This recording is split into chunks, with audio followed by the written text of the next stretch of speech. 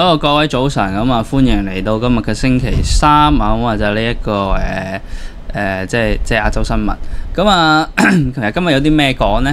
就冇乜好講，因為咧就即係大家有留意新聞就知道呢幾期就係冇新聞咯。咁所以咧，我哋又睇翻啲舊聞啦。乜嘢舊聞咧？就係睇翻呢一個美國總統選舉。咁啊，睇翻新聞先啊。路透社就援引消息人士話，25個民主黨眾議員咧就準備呼籲呢個總統拜登咧就即係退出總統競選。咁啊，即係咧，因為咧就即係其中一個人就係話啦，如果總統未來幾日咧睇嚟咧情況都唔係好 OK 嘅話咧，咁呢25個眾議員咧就叫佢收皮啦。咁啊，即係其中一名嘅黨友啊，即係德州嘅眾議員啊，多格特咧，咁啊，甚至喺7月2號成為首名公開呼籲拜登退選嘅民主黨國會議員。咁啊，只能夠講因為 Texas 啊嘛，咁啊，即係德州嘅 Cowboy 又唔意外啦，叫你收皮就，因為可能好多人就習慣咗呢一個叫做馬列式政黨啦，因為對於我哋嚟講最熟悉嘅黨派都係中國共產黨啦。咁啊，所以咧就即係對於呢一啲即係黨內嘅質疑就好匪夷所思。但係其實咧，對於世界上更加普遍嘅政黨咧，都係散收收。佢係先喺嗰度地區嗰度做咗啲某啲嘢，然之後咧啲人就過嚟招安。咁啊，所以咧同呢一個即係中共啊，或者係其他嘅共產主義政黨嘅不同啊，唔係上邊俾權下邊，係下權俾權上邊。咁所以相對嚟講咧，下邊嘅權力咧，即係眾議員啊，睇落好似即係好似中國人睇爵位咁樣啊，公侯伯子男啊嘛，我公爵肯定大過你侯爵啦，我一等超勇公肯定大過你一等家政侯啦，係嘛？咁但係喺西方呢件事係不存在，只要心中有信仰啊，男爵都可以大過公爵嘅。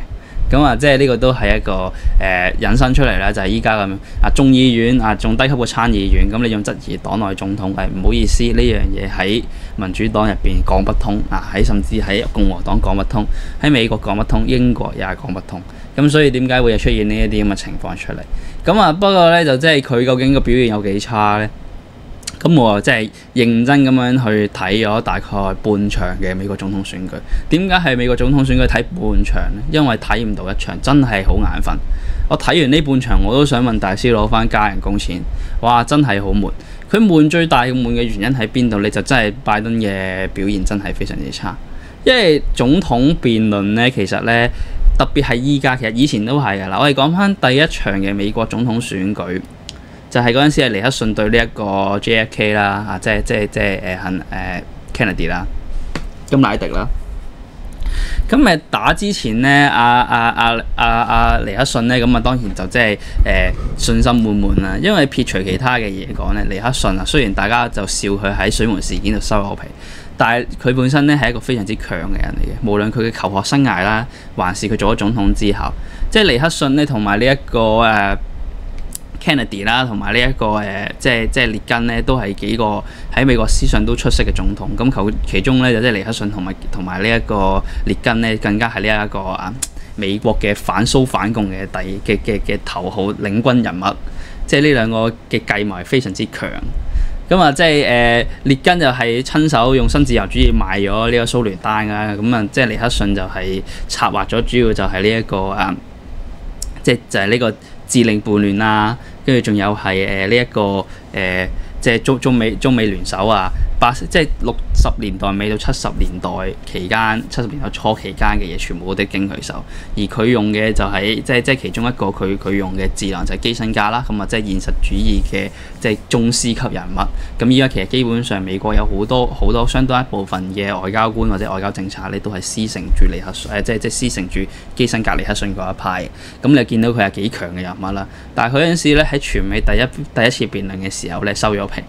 本身咧尼克遜咧就即係係遙遙領先啊 Kennedy 嘅，因為大家對佢都睇得好好，咁甚至就係佢嗰啲政策都好，咁但係一出到嚟嘅時候，唔好意思，一上到電視，哪怕你兩個講得好好，風度翩翩，咁兩個都冇人身攻擊冇成，甚至就即係有啲記者輪流發問，大家都答得非常得體，但係咧甘迺迪個形象好好多啊嘛，尼克遜嗰陣時咧就即係太過着重於內在修為，就冇揾化妝師化妝。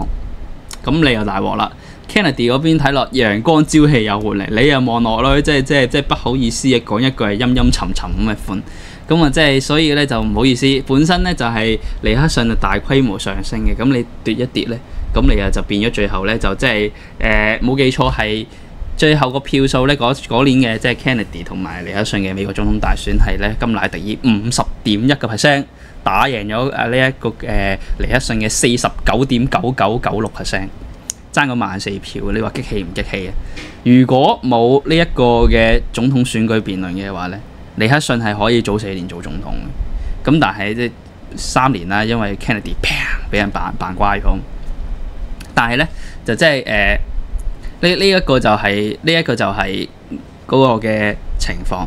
咁點解我要無啦啦講翻尼克遜呢？就係因為其實今次呢一場嘅總統選舉辯論呢，你如果認真咁樣去望一望翻個內容，哪怕我知道呢件事係好難嘅，係啦，因為組仔講嘢實在太冇抑揚頓挫，大佬佢個 hea 到嘅程度就係好似平日我未瞓醒嘅時候喺本台做節目嘅時候嗰把死人聲。咁但係個問題在於就一嚟我未瞓醒啊嘛，喂，咁大佬佢出嚟選佢應該瞓醒啦。二嚟我收幾多人工，佢個總統收幾多人工啫？佢都用呢把死人聲出嚟就係唔妥當咯。就係所以咧就即係出到嚟效果非常之差。咁但係你睇翻內容，其實拜登嗰個嘅政策上面嘅考慮點咧係多過特朗普好多嘅。唯一一個問題係有兩個困難你要克服咯。第一就係你要認真咁樣去聽佢講乜春咯。第二就係佢講得其實好零碎咯，即係佢組織佢語言思維組織係非常之有問題。你甚至如果你有啲片咧係大陸嗰啲咩出咗嚟咧，佢用 AI 機翻咧，你會發覺咧翻到成咩屎咁，因為連電腦都唔知佢講乜。咁所以咧導致到即係機翻本身都差噶啦，你仲要嗰個語言好支離破碎。咁所以更加係翻譯唔到。咁但係如果你即係作低佢講乜春，然之後咧就即係整理一嚟佢嘅思路、佢嘅邏輯咧，其實佢講嘅嘢咧係好過特朗普嘅。譬如話喺呢一個俄會上面嚟講咧，特朗普諗到嘅 fucking genius idea 就係話我打個電話俾阿普京啊，只要大帝肯聽我電話咧，咁大家就傾到噶啦。咁個問題在於係咩？呢樣嘢係唔現實嘅，你根本就係你一係就 X 吹，你一係就冇準備咯。因為依家喺經濟狀況上嚟講，俄國佢已經係全面走向軍事化。依家大家驚嘅係佢嘅軍事產能溢出。暫時因為前線嘅狀況非常之激烈，所以未有呢個溢出嘅問題。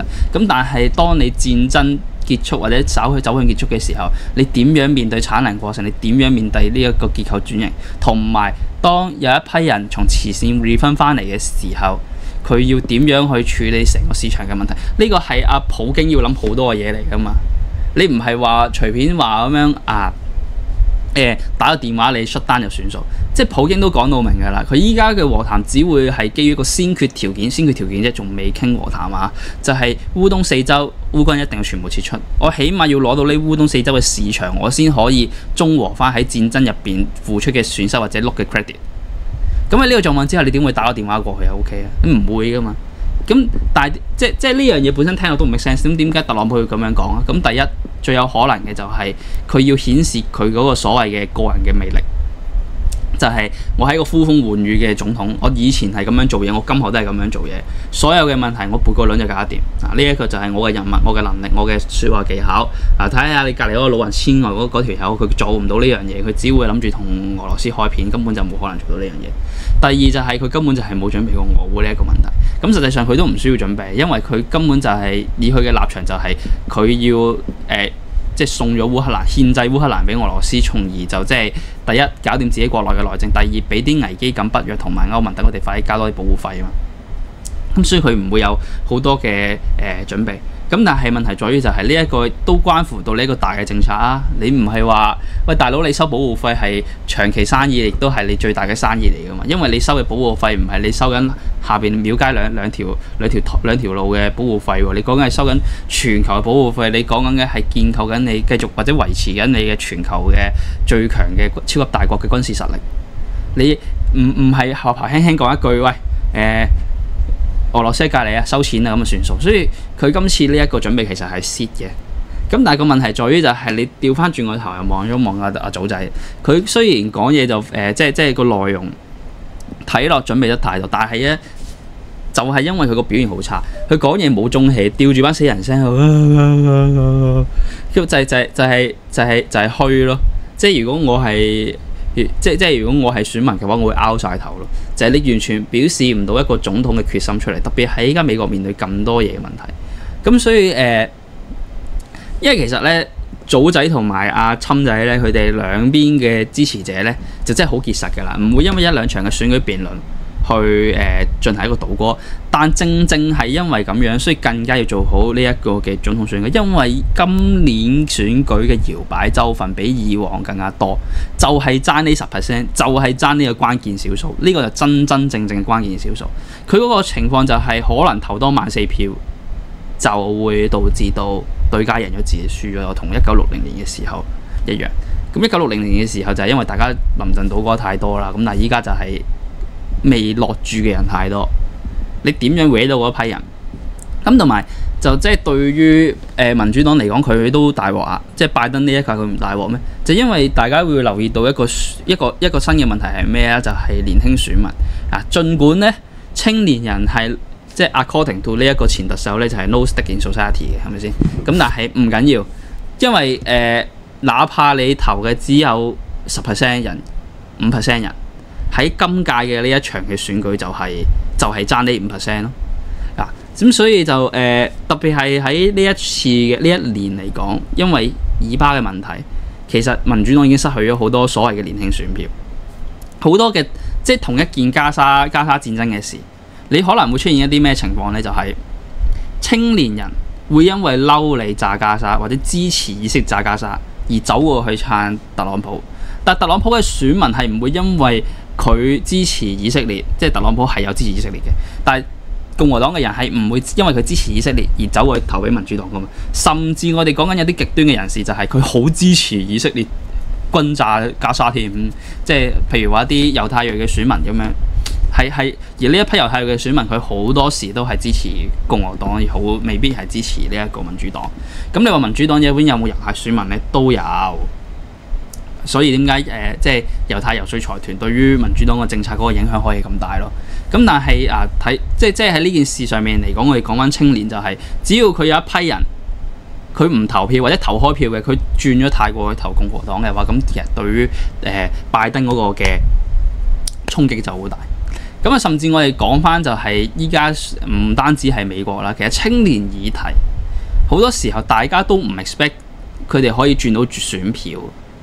即係好多時候大家都會默認或者係基本確認一樣事實，就係青年係唔會投票或者懶得去投票咯。星期日我走去排隊，我落銅鑼灣開支果汁飲，跟住去睇場戲，然之後同大家食個飯好過啦。咁食到可能悶悶地咁啊，走去投張票咯。唔好意思，你個投票系統壞咗啊，我翻去沖涼瞓覺咯，第二日仲要翻工係咪先啊？咁但係青年係一個廣告嚟嘅。即係老中青嚟講咧，其實好多時候大家對於你賣青年議題咧，都唔會有太大嘅反對聲音。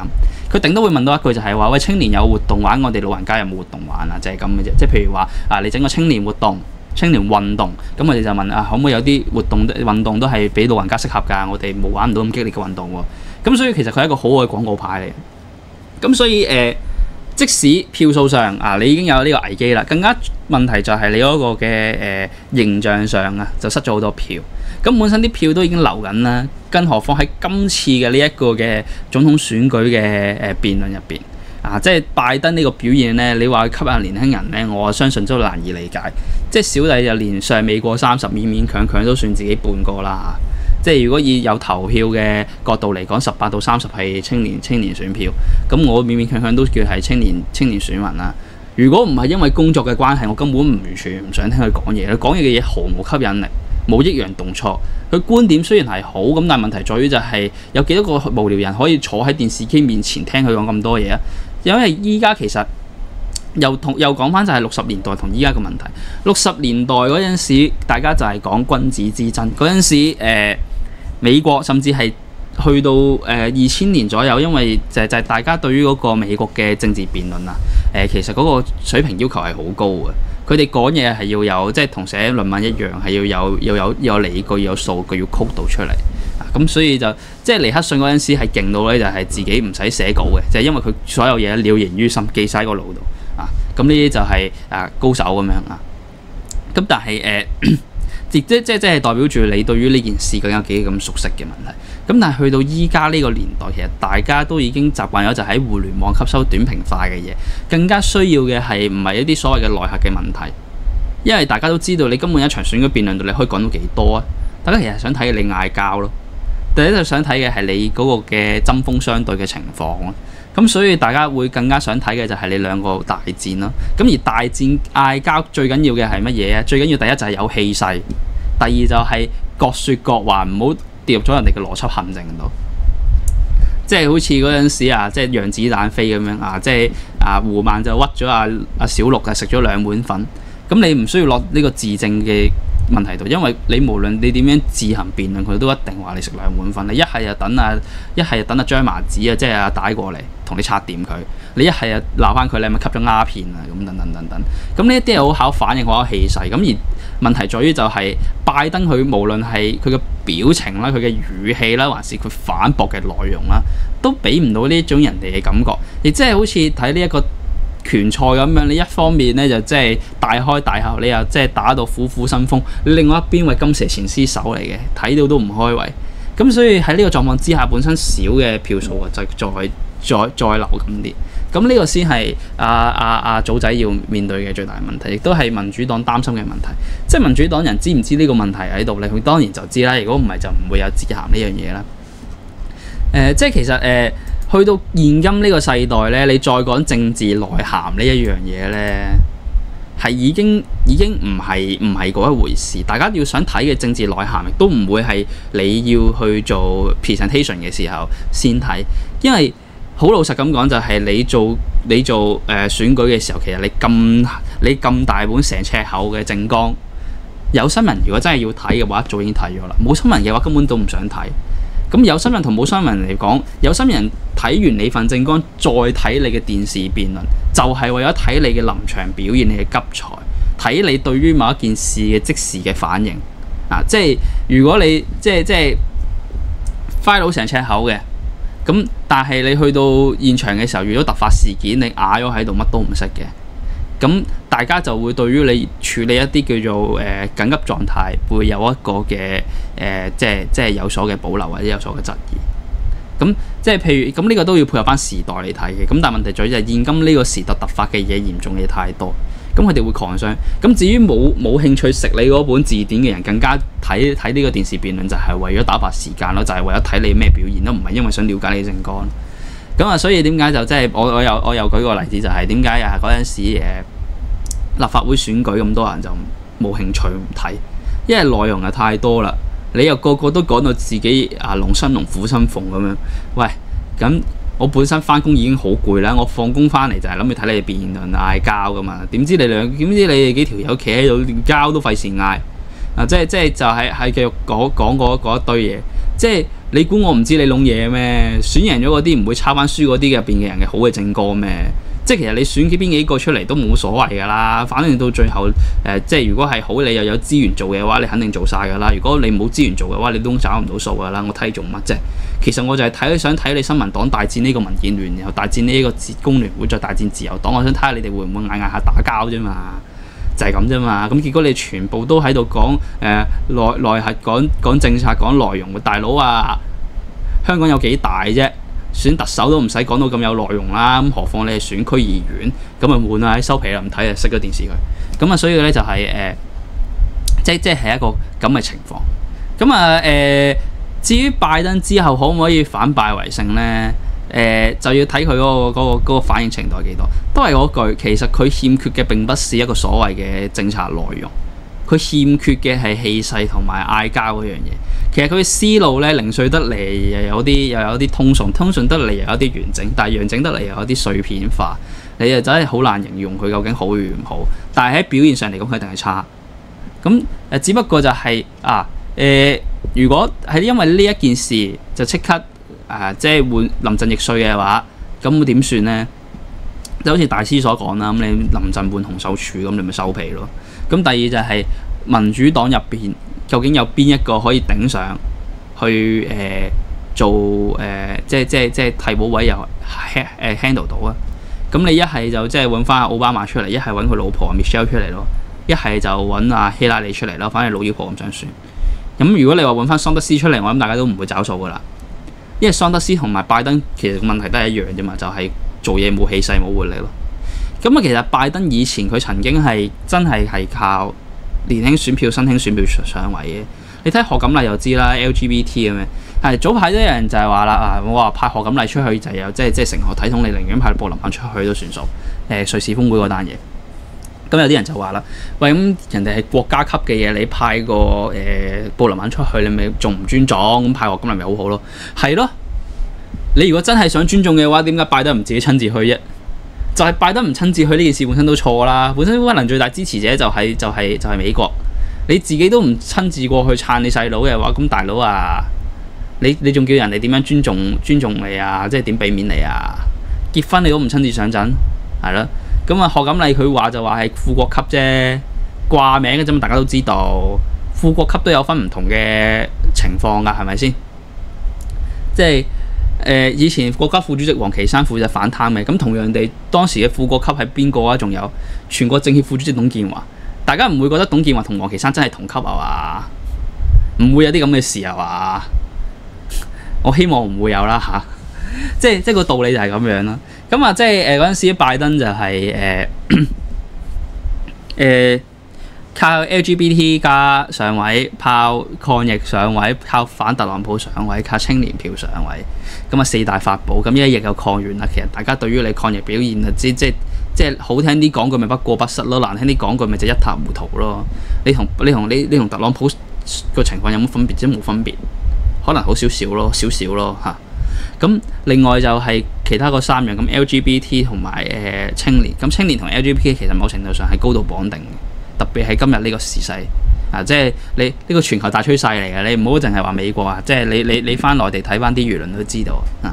即係彩禮問題、結婚問題、男女平權問題，導致到依家有好多嘅輿論出到嚟係咩啊？兄弟你好香啊！即係或者睇呢個小男娘咁樣啊！即係因為經濟狀況而導致到呢一個變機，或者係即係偏向同性戀，甚至係之後搞到啲性別烏哩單刀嘅嘢咧。個個都存在嘅，咁啊美國係領先一個版本啦，咁啊日韓係領先兩個版本啦，咁啊即係中國就係啱啱經歷緊呢個版本啦，咁俄羅斯目前係恐同啊，即係落後一個版本啦，但係唔緊要，因為喺女多男少嘅今日嚟講，好大可能咧就係俄羅斯之後入邊都有好多 lesbian 啊，即係結婚問題好長時期都，或者性別問題好長時期都有一個經濟問題。咁啊，所以咧就即係青年同埋 LGBT 高度綁定嘅情況之下，你又炸加沙，你又表現差，咁你點樣可以吸到佢哋嘅票咧？佢哋其實好大可能未必係會完全倒戈去投共和黨，但佢哋好有可能係唔會投票或者投白票，唔想投俾你。即係因為青年選民對於政治仲會有一種好天真嘅幻想，就係覺得我投白票或者我唔投票，會對於你有一種懲罰或者警醒。咁但係問題在於就係我哋講緊31到60歲呢一批嘅叫做老選民啦，大家都出嚟行嘅就唔好意氣用事啦。即係我向你發脾氣，你認錯有乜嘢意思啫？你同女朋小説有乜分別啫？係咪先？即係我要你痛失所愛啊！過多2年就唔記得咗你死咗啦，另結新歡啦，係咪先？最重要嘅係實在嘅利益啊嘛，所以都會照樣投票嘅。所以點解大家其實即係點解青年人都 stick in society？ 點解一定要搲實中老年人嘅選民嘅選票就咁簡單？只有佢哋先有更大嘅熱情去投呢一個票，同埋佢哋有更多嘅時間飲完茶之後去排隊啊！叫你班廢青去投票收皮啦！起身嘅即係星期日嚟啊嘛，一起身已經2點啦。你食個飯攞刷個牙已經4點啦，出去睇場戲啊，跟住7點啦，食埋個晚飯8點幾啦，走去票站投票啦，唔好意思壞機啦。咁你一生就咁樣，咁你一日就咁樣過去啦，你張票都咁樣冇咗啦。咁我吸引你哋做乜啫？係咪先？所以就好大可能即係擺翻喺美國嚟講，佢哋就唔投票，咁導致咗拜登就即係咁樣輸法，咁啊即係非常之大鑊啊！咁啊，當然啦，呢一個係美國嘅大選啫啊！咁啊，即係仲有其他人有冇呢啲類似嘅選舉問題就係英國啦。咁英國之前就大選在即啦，咁其實咧基本上咧大家都估保守黨咧就即係可以收眼皮嘅啦。咁啊，只不過咧就即係英國嘅大選咧到目前嚟講咧，相對嚟講咧就還好少少，因為英國入邊有好多嘅新嘅群體，佢哋有投票權，而佢哋亦都仍然好有熱誠去投票。咁呢一批就係移英港人。咁大概依家睇翻個數字咧，有大概20萬人咧就透過呢個 BNO 嘅移民簽證移民嚟英國。咁啊，亦都好多人就係即係第一次參加英國大選啦。咁假設佢哋有投票權嘅話咧，咁啊即係都會即係對於呢因為如果假設佢全部都係投票權，佢嗰度就20萬票噶咯喎。咁20萬票嚟講，對於一場選舉嘅影響實在太大啦。即係你諗下，14,000票都定咗嗰陣時冷戰時期美國總統嘅生死，咁何況係20？咁啊，所以咧就即係如何睇呢個政策嚟講咧，就會好影響英國人嘅即英國嘅大選。而毫無疑問地，呢20萬人咧，如果佢哋認真論過個政綱咧，應該都支持工黨，因為保守黨話要收緊呢個移民政策啊嘛。咁啊，當然啦，都唔排除有部分嘅所謂嘅移英奸點樣就即係自己過咗去又唔想人過去，咁啊即係投翻保守黨都唔定。咁但係即係你係要個 case 去到咁 special，你先會影響到嗰個即係個所謂個內容影響選舉。咁你話擺翻喺美國就係因為搖擺州份多，所以佢先影響到選舉。咁但係你睇翻法國就係其實佢嘅命定之死係早有預定。即係當馬克龍嘅中間派佢拉攏唔到左翼嘅一刻，即係左翼另外再整一個聯盟出嚟嘅一刻咧，有人界票嗰一刻咧，你就知道咧，得啦，即係馬克龍就基本上玩完，冇咁多搖擺州份去決定啊嘛，係咪先？冇咁多移英人或者移法人咧，可以影響到嗰個大選結果。即係有好多選舉咧，就未開始已經結束咗。咁啊，所以咧就真係呢一個係一個頗為有趣嘅情況啦。咁你話去到即係我喺最後係咁依講一講啦，就係以巴同埋呢一個俄烏啦。其實俄烏到目前為止打得好黏笠，大家唔好覺得因為打得好黏笠，前線就打得比較 hea。其實前線打得好激烈。即係大家都都係嗰句，如果着 T 恤拿 AK 嘅哈馬斯喺部分嘅人嘅眼中都仍然有非常之強嘅戰鬥力嘅話咧，咁相對嚟講，武備更加整齊，時間更加長久，亦都有分前方大後方嘅烏軍，佢嘅抵抗力量理應唔會比哈馬斯更差。咁有啲人就會話，可能就係俄軍會比以色列更強。咁呢個係毫無疑問嘅，所以點解俄羅斯可以打到咁多？咁但係同人哋就係一強就唔代表一定係一弱噶嘛。即係你諗下，打巴哈穆特打咗咁耐咧都，咁所以佢哋黏笠咧其實打得好，都打得好激烈嘅黏笠。即係但係點解用黏笠去形容？就係因為呢一啲仗你就算打贏咗，你向前10公里、向前1公里咁樣，對於個大局嘅影響都係同我之前所講嘅情況都係差唔多，就係你喺呢一場夏季攻勢完之前，你可以威脅到烏克蘭嘅即係烏東嘅後勤據點，你又算係不錯啦。你又即係唔好妄想太多，唔好啲咩兵底白利婆嗰啲。即係我都知道部分觀眾會聽隔離台㗎嘛，即係冇 especially 指邊一個台啊，可能係指幾個台咁樣。咁隔離台會天天同你講，一係就講烏軍大捷，一係就講俄軍大捷啦，咁樣等等。咁但係按翻目前睇到嘅情況就係兩邊依家都未有大捷互有小勝小敗。咁啊多數就係烏軍敗多，俄軍勝多。咁但係呢個勝嘅前提係少，即係好似一戰咁樣西線無戰事。咁唔好意思啊，原來呢個西線無戰事一日已經死咗2000人啦。咁就即係戰場冷笑話。咁但係你話呢個節有幾大呢？就係可唔可以影響到戰局嘅扭轉呢？就目前嚟講就唔係好夠。都係嗰句，俄軍呢要開始面對雨季嘅來臨啦。8月我諗住8月頭都俾埋你啦，咁8月中開始落雨啦啩。咁假設我俾埋成個8月你，咁9月10月點都一定係落雨啦。咁你即係其實應該7至9月已經係雨季嚟嘅。咁我當係俾晒成個7月嚟，咁8月中臨到去9月尾啦，係咪？咁你依家擁有嘅時間都係得45日啫。如何喺45日入邊可以取得關鍵進展呢？咁呢一個大家都唔睇好嘅，即係除非你打我係法國啦嚇，即係孫悟空都頂到49日啦。你用45日打佢有咩意思啫？咁所以會唔會完全扭轉到局勢呢？咁大家其實對於呢樣嘢係睇淡啊。咁即係而事實上就係俄軍可能會攞到一個相應嘅勝，咁呢個勝可能係中勝，未必係大勝。之後佢哋就會停㗎啦，因為要等即係楊基嗰邊選好咗之後，費事依家阿祖仔輸緊啦，你又幫祖仔谷票，咁對大家都唔係一件好事。第二就係都係嗰句，依家俄軍嗰個嘅經濟結構已經全面走向戰爭化啦。其實喺戰爭化咗之後嘅國家嚟講呢，你嘅戰爭拖得越長對佢越好。對於企業家嚟講就係佢可以用更加多嘅憧憬去製造一啲一定額買嘅商品，括弧就係軍品、軍用品。咁而對於政府嚟講，佢都需要一啲時間去調整經濟政策。